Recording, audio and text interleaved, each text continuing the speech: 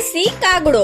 ઠંડી હવામાં જંગલ કાપી રહ્યું હતું અને એક નાનકડી ચકલી બારી પાસે ઊભી હતી અને ડરીને વારંવાર બહાર જોઈ રહી હતી। તે ચિંતિત થઈને બોલી, હજી સુધી કેમ નથી આવ્યા? ઘણો સમય થઈ ગયો, ક્યાંક રસ્તામાં કંઈક થઈ તો નથી ગયું ને? ત્યાં જ અચાનક પાંખ ફફડવાનો અવાજ આવ્યો।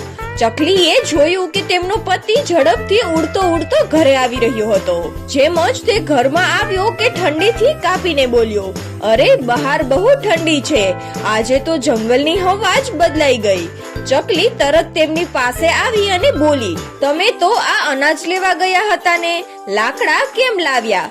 ચકલીનો પતિ બોલ્યો, મેં આખા જંગલમાં અનાજ શોધ્યું પણ મને ક્યાંય પણ ન મળ્યું। પાછો આવતો હતો ત્યારે રસ્તામાં એક સૂકું ઝાડ પડેલું હતું।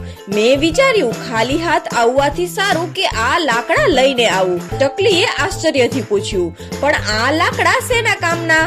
ચકલીનો પતિ બોલ્યો, વરસાદનો સમય આવવાનો છે, જ્યારે ભારે વરસાદ પડશે અને ઠંડો પવન ફૂંકાશે ત્યારે આ લાકડા આપણું ઘરને મજબૂત બનાવવામાં કામ આવશે। ચકલીને તેની વાત સાચી લાગી। પછી તેનો પતિ થાકેલો બેઠો અને બોલ્યો, આજે અનાજ મળ્યું નથી પણ કાલે હું વહેલી સવારે દૂર જઈશ, જંગલની પાર ખેતર પાસે, ત્યાં કદાચ સારું અનાજ મળી જશે મને। ચકલીએ પ્રેમથી કહ્યું, ઠીક છે, પહેલા તમે આરામ કરો, તમે આજે બહુ મહેનત કરી છે। બહાર જંગલમાં ઠંડો પવન વધુ જોરથી ફૂંકાઈ રહ્યો હતો। એ જંગલમાં થોડી દૂર એક રૂપા માસીનું ઘર હતું। રૂપા માસી પોતાના ઘરની દિવાલ પર ગોબરની લીપાઈ કરી રહ્યા હતા। તે ખૂબ મન લગાડીને ઘરને સાફ અને મજબૂત બનાવી રહ્યા હતા। કામ કરતા કરતા માસી બોલ્યા, જો હું હમણાં જ ઘરને સારી રીતે લીપું તો શિયાળામાં ઘર સાફ રહેશે અને ઠંડી પણ ઓછી લાગશે। તેણે આખું ઘર સારી રીતે લીપ્યું। કામ પૂરું કર્યા પછી રૂપા માસી દરવાજા પાસે બેસી ગયા અને ઊંડો શ્વાસ લઈને બોલ્યા, વાહ, હવે તો ઘર એકદમ નવું લાગે છે।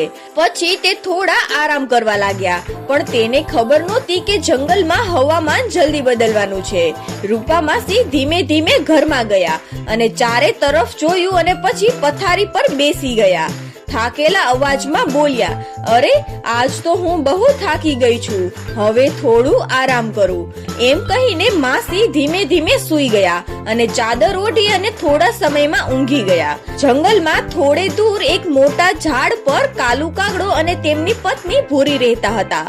એ સમયે કાગડો આરામથી સૂઈ રહ્યો હતો, પણ તેની પત્ની રસોડા પાસે ઊભી રહીને વિચારતી હતી કે હજી ભોજન બનાવવાનું બાકી છે। તે ધીમે ધીમે કાલુ કાગડાને જગાડવા ગઈ અને બોલી, અરે ઉઠો, હજી ભોજન બનાવવાનું બાકી છે। કાલુ કાગડો અડધી ઊંઘમાં ગુસ્સેથી બોલ્યો, મને સુવા દો, શું હું ચૂલા પર સૂતો છું તો મને ઉઠાડે છે? તેની પત્ની થોડી નારાજ થઈને બોલી, તમને તો બસ સુવાનું જ આવડે છે। પછી તેણે ઘર તરફ બતાવીને કહ્યું, જુઓ, આપણું ઘર જૂનું થઈ ગયું છે, તેની દિવાલો પણ નબળી થઈ ગઈ છે। કાલુ કાગડો આળસથી બોલ્યો, તો શું થયું, પછી જોઈશું। ભૂરી બોલી, જો આપણે હમણાં ઘર સુધાર્યું નહીં અને પછી પાણી ટપકવા લાગશે તો બહુ મુશ્કેલી પડશે, એટલે હમણાં જ તેને ઠીક કરી લઈએ। પણ કાગડો હજુ આળસમાં હતો અને ઉઠતો નહોતો। એટલામાં એક પક્ષી ઝડપથી ઉડીને આવ્યું અને ઊંચા અવાજમાં બોલ્યું, સાંભળો સાંભળો, જંગલના બધા પક્ષીઓ સાંભળો।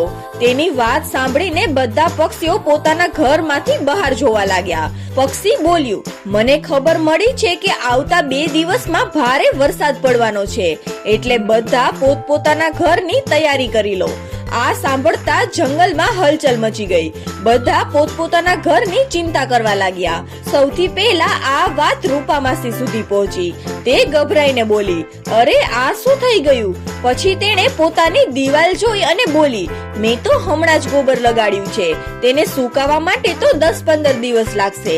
જો હમણાં વરસાદ આવ્યો તો આ બધું ખરાબ થઈ જશે। તેણે વિચાર્યું કે જો હમણાં ગોબર કાઢી નાખું તો કદાચ ઘર બચી જશે। બીજી બાજુ મિન્ટુ ચકલી અને તેમનો પતિ પણ ઘરના કામમાં લાગી ગયા હતા। તેમણે પહેલાથી જ લાકડા એકત્રિત કર્યા હતા। હવે બંને મળીને ઘરને મજબૂત બનાવી રહ્યા હતા। ચકલી બોલી, સારું થયું, આપણે તો પહેલા જ લાકડા ભેગા કરીને રાખ્યા હતા. હા, જો આપણે હમણાં ઘર મજબૂત નહીં બનાવીએ તો પછી મુશ્કેલી પડશે. કાલુ કાગડાએ પણ આ સમાચાર સાંભળ્યા અને તેની પત્ની બોલી, મેં પહેલેથી જ કહ્યું હતું કે ઘરને ઠીક કરવું જોઈએ, હવે સમય બગાડવો નથી. કાલુ કાગડો બોલ્યો, ઠીક છે, હું સામાન લઈને આવું છું. કાલુ કાગડો પેલા રૂપા માસીને ઘરે ગયો અને બોલ્યો, રૂપા માસી, થોડું ગોબર આપશો? રૂપા માસીએ કહ્યું, હા બેટા, લઈ જા. પછી તે બીજી ચકલી પાસે ગયો, બહેન થોડું ઘાસ આપશો? તેણે પણ આપી દીધું. પછી તેને લાકડા પણ મળી ગયા. એટલામાં ફરી એ પક્ષી પાછું આવ્યું અને બોલ્યું, સાંભળો, હવે વરસાદ નહીં આવે. આ સાંભળીને રૂપા માસી દુખી થઈને બોલ્યા, અરે મારી મહેનત તો બગડી ગઈ. કાલુ કાગડો ખુશ થઈને બોલ્યો, સારું થયું, હવે પછીથી કરી લઈશું. પણ થોડા સમય પછી અચાનક ભારે વરસાદ શરૂ થયો અને બધે પાણી ભરાઈ ગયું. કાલુ કાગડો અને તેમની પત્ની ભૂરી ડરી ગયા. તેઓ ઝાડની ડાળ પર જઈને બેસી ગયા. કાગડો દુખી થઈને બોલ્યો, કાશ મેં સમયસર ઘર બનાવી લીધું હોત. તો બાળ મિત્રો, આ વાર્તા પરથી આપણને શીખવા મળે છે કે સમયસર તૈયારી કરનાર હંમેશા સુરક્ષિત રહે છે, જ્યારે આળસ કરનારને પછી પસ્તાવો કરવો પડે છે.